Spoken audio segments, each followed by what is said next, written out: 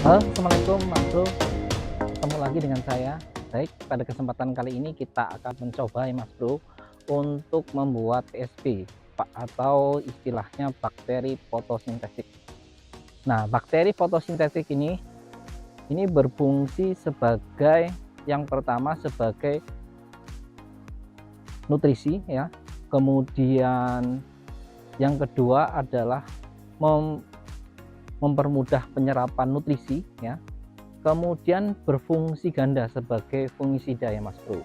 Ya, PSB ini fungsinya yang pertama, kita untuk fungsi yang pertama itu baik untuk tanaman padi ya, biasanya padi untuk akar biar akarnya banyak ya, itu bisa digunakan PSB ya. Nanti PSB-nya kalau bisa sebelum lahan ditanam sudah digunakan PSB. Kalau sebelum lahan digunakan PSB, Anda tidak perlu dosis, terserah bebas Mas Bro untuk penggunaannya. Yang penting nanti setelah dibajak atau dirotari ya Mas Bro, bisa disemprot PSB, bebas Mas Bro dosisnya ya. Untuk penggunaannya hati-hati Mas Bro biar bakterinya nggak mati. Sebaiknya tank yang digunakan adalah tank yang jarang digunakan untuk menyemprot pestisida ya Mas Bro. Kalau memang tidak ada tank yang memang bekas pestisida Mas Bro, kita bisa cuci Mas Bro ya, cuci dulu bersih, direndam dengan air hangat ya Mas Bro, kemudian cuci pakai sabun ya Mas Bro, itu sudah cukup Mas Bro. Kalau baunya sudah hilang bisa dipakai untuk semprot PSB ya Mas Bro.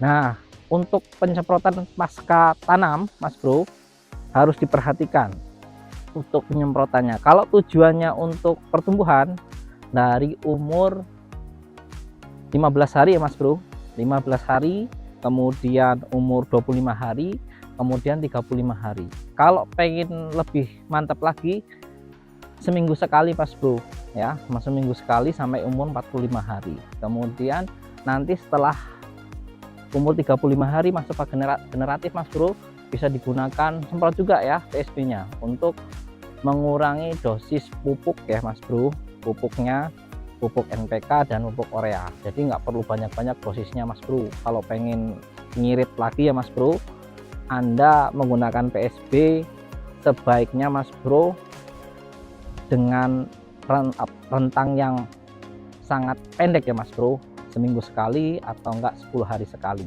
Jadi fase pemupukan di PSB itu berdasarkan fase vegetatif dan generatif ya Mas Bro, karena ini ada fungsinya, ada yang generatifnya karena dia ada hormon, ada bakteri fotosintetik ya Mas Bro untuk mempercepat pertumbuhan, kemudian ada kalium ya Mas Bro untuk dia buah ya Mas Bro, biar buahnya bagus, enggak terserang hama ya Mas Bro, bisa digunakan PSB Mas Bro. Dan PSB bisa digunakan juga untuk tanaman yang lain Mas Bro, untuk tanaman palawija ya Mas Bro, itu bagus sekali untuk PSB. Nah, PSB itu sangat bagus untuk batang, sangat bagus untuk akar, kemudian sangat bagus untuk daun. Nah, kalau ketika untuk daun, dia daunnya akan hijau Mas Bro. Kalau kena PSB Mas Bro, dia akan lebih daun itu akan lebih fungsinya lebih maksimal untuk mencerap nutrisi Mas Bro. Apalagi ketika dia pagi disemprot PSB, kemudian siang dia terkena matahari Mas Bro. Nah, setelah kena matahari dia akan lebih bekerjanya lebih efektif lagi karena dia aktif ketika dia memang sudah ada matahari ya Mas Bro, khususnya bakteri fotosintetiknya Mas Bro, itu akan berfungsi sangat maksimal. Jadi ketika Anda tanamannya kerdil, kemudian buahnya kecil-kecil, itu bisa digunakan karena ada nutrisi, kemudian ada bakteri yang fungsinya untuk mempercepat akar dan batang untuk dia lebih berkembang lebih pesat Mas Bro. Jadi bakteri PSB ini sudah diuji cobakan Mas Bro, jadi bukan di Indonesia sebenarnya. Bakteri PSB ini sudah diterapkan di Thailand ya Mas Bro, jadi nggak usah khawatir ini apa tahap penelitian atau tahap perkembangan, apa tahap apa ya. Saya jawab ya Mas Bro, Kalau bakteri PSB itu sudah digunakan udah lebih dari 25 tahun ya Mas Bro di Thailand ya Mas Bro, dan hasilnya luar biasa ya Mas Bro. Bisa ditanya, nanti saya akan menjelaskan terkait dengan PSB yang fungsinya untuk biar nggak kena keong Mas Bro. Ada bahannya yang khusus, nanti saya bahas pada pertemuan selanjutnya gimana caranya biar tanaman kita itu nggak termakan keong, gimana Mas cara buatnya, terus bahannya apa saja Mas Bro. Pada kesempatan ini cuman saya akan menggunakan bahan yang sederhana yang bisa didapatkan di rumah aja Mas Bro, seperti contohnya telur ya Mas Bro, kemudian air ya, air mineral, air biasa, kemudian dengan micin Mas Bro. Kalau lebih bagus lagi ditambah dengan kecap ikan Mas Bro. Kalau nggak ada ya kecap biasa nggak apa-apa Mas Bro, atau kecap yang buat bumbu itu juga nggak masalah ya. Kecap dan micin aja sudah cukup, kalau mau ditambahin nggak masalah Mas Bro. Nah kebanyakan gagal kenapa Mas Bro menggunakan PSB gagal itu karena dia takaran dan dosisnya nggak sesuai. Biasanya telur satu digunakan untuk 1 liter, nah itu kesalahan Mas Bro. Jadi kalau telur satu itu gunakan yang diencerkan itu dengan 4 liter Mas Bro, sehingga nanti bakterinya akan berubah menjadi warna merah ya Mas Bro, atau hijau ya, kemudian warna jingga itu jadi Mas Bro, nggak mesti warna merah ya Mas Bro, itu bakteri fotosintesis semua Mas Bro. Oke Mas Bro, kita ambil salah satu bahannya ya Mas Bro, kita ambil air kolam ya Mas Bro, kita ambil 4 liter atau 5 ini ya, 5 botol ini ya Mas Bro ya, 5 botol ini. Ayo kita ke TKP Mas Bro, ke kolam Mas Bro, kita ambil airnya Mas Bro. Nah kalau bisa ambilnya air yang bagian atas Mas Bro, jangan terlalu dalam Mas Bro, karena kalau dalam itu banyakkan lumpur Mas Bro. Kalau ini di atas ini kan bakteri fotosintesisnya paling banyak Mas Bro, karena dia yang tembus oleh sinar matahari Mas Bro. Biasanya bakteri fotosintesisnya lebih banyak di sini Mas Bro. Kalau yang paling banyak itu yang biasanya warnanya hijau Mas Bro. Hijau itu bakteri fotosintesisnya luar biasa Mas Bro. Oke Mas Bro. Oke, ini Mas Bro, ini udah bagus nih Mas Bro.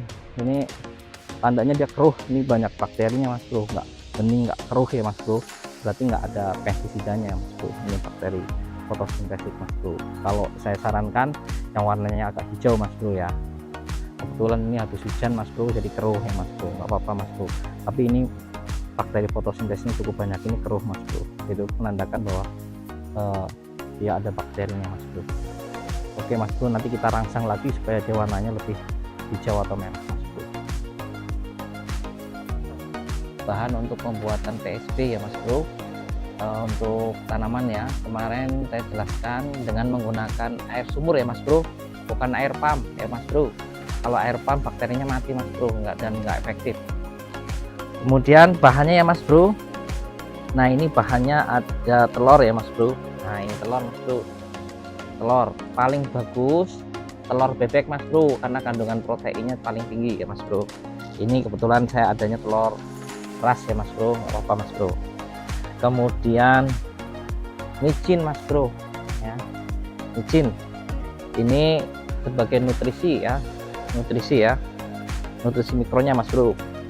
Kemudian alatnya ini Mas Bro, bisa piring, bisa mangkok ya Mas Bro, kemudian sendok untuk pengaduk ya Mas Bro, kemudian baskom ya Mas Bro untuk menampung air ya Mas Bro.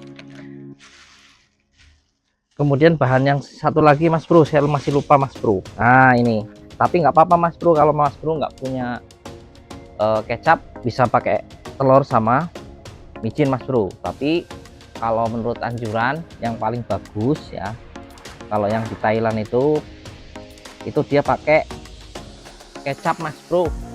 Nah kebetulan saya nggak punya kecap ikan ya Mas Bro, saya pakai kecap bango Mas Bro. Tapi paling bagus itu kecap bango ya, kecap ikan ya Mas Bro, itu yang paling bagus. Nah ini kita pakai, kalau bisa nih pakai air, kita pakai air keran ya Mas Bro. Ini pakai air keran kalau pengen bagus. Kalau saran saya pengen bagus biar bakterinya tumbuhnya nggak macem-macem, saran saya pakai air yang sudah direbus Mas Bro. Air yang sudah direbus kemudian sudah didinginkan. Nah bisa dipakai ya Mas Bro, tapi ini saya hanya pakai air biasa. Nah ini nanti bisa buat campuran pakan dan bisa buat ditebar di kolam biar kolamnya nggak bau ya Mas Bro.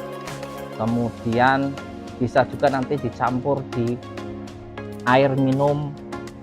Kalau Anda punya kambing atau hewan ya, hewan yang lain itu bisa dicampurkan Mas Bro ininya ya, di air minum dan pakan ya Mas Bro. Dosisnya sedikit aja Mas Bro, cukup 5 ini ya. Kalau untuk pelet 5 cc, untuk 5 cc ini ditambahin air sedikit ya Mas Bro, cukupnya aja supaya biar basahin aja Mas Bro, 1 gelas atau setengah gelas ya Mas Bro. Nah ini nanti dicampurkan ke pelet Mas Bro ya.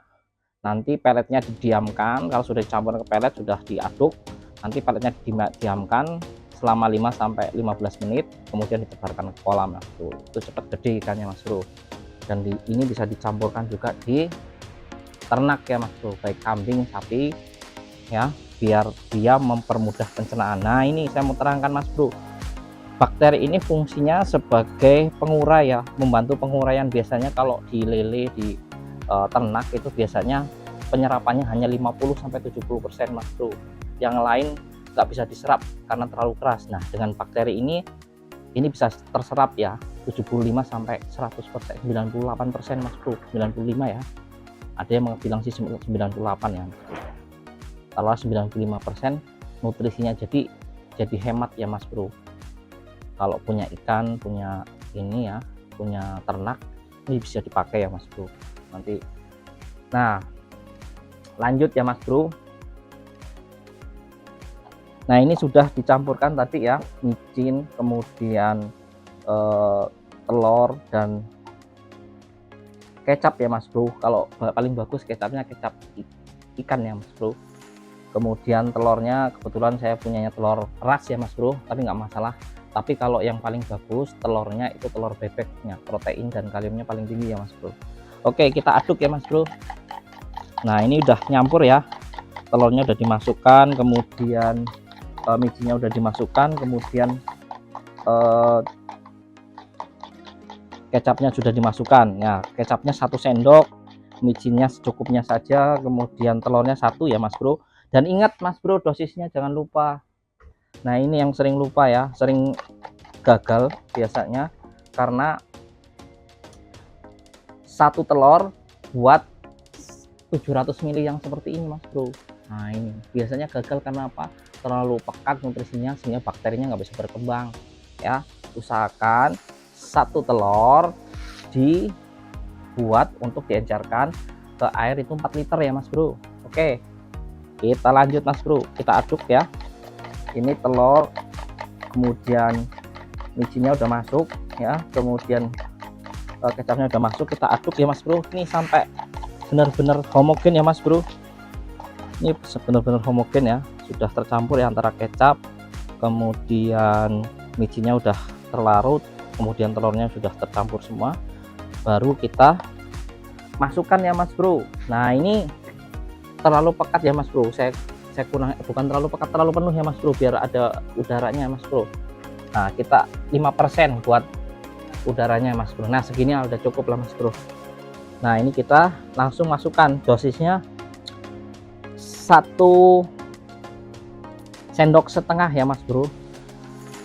Kita masukkan ya, kita masukkan calon PSB nya ya Mas Bro, untuk perangsang PSB nya 1 sendok setengah nih ya. Oke kita masukkan, oke kemudian kita kocok ya Mas Bro. Kita kocok sampai dengan tercampur semua. Nah seperti ini Mas Bro. Kalau sudah seperti ini Mas Bro, nah ini jangan lupa ini dijemur nanti ya Mas Bro, boleh diikat kemudian ditali di jemuran ya Mas Bro, biar cepat jadi ya. Biasanya 2 minggu sampai 4 minggu sudah jadi ya Mas Bro untuk PSB nya ya. Kalau kita sudah yakin ini tercampur semua, baru kita jemur ya Mas Bro. Nah kita jemur, pastikan nanti ketika sudah warnanya berubah jadi merah kuning ya, baunya nggak karuan Mas Bro. Biasanya hewan sama hama itu nggak suka Mas Bro, nah nggak suka sama baunya, tapi ini menyehatkan kalau buat ternak Mas Bro. Ini nutrisi semua Mas Bro dan aman ya. Nanti ketika kandangnya bau Mas Bro, bisa disemprot ini Mas Bro. Dosisnya cukup 1 tangki itu 1 gelas ya maksimal ya Mas Bro. 1 gelas ya, 1 gelas disemprotkan, nanti baunya hilang Mas Bro. Atau nanti bisa juga dicampur di pakan dan dicampur di air minum ya. Kalau 1 liter ya 1 tutup ini ya, aqua kecil ini nanti dicampurkan, kemudian nanti ketika sudah diminum nanti cepat perkembangannya Mas Bro. Kalau punya kambing, sapi itu dia cepat perkembangannya kalau sudah dikasih ini. Jadi kalau repot nyari dicampur di pakan susah, dicampur di air minum Mas Bro. Jadi top Mas Bro, bakteri PSB itu multifungsi Mas Bro, dan ini sudah diterapkan di Thailand Mas Bro, dan dijamin aman Mas Bro. Oke, sekian dulu Mas Bro, jangan lupa like, subscribe ya, kemudian share ya, kemudian klik tanda loncengnya Mas Bro. Sekian dulu.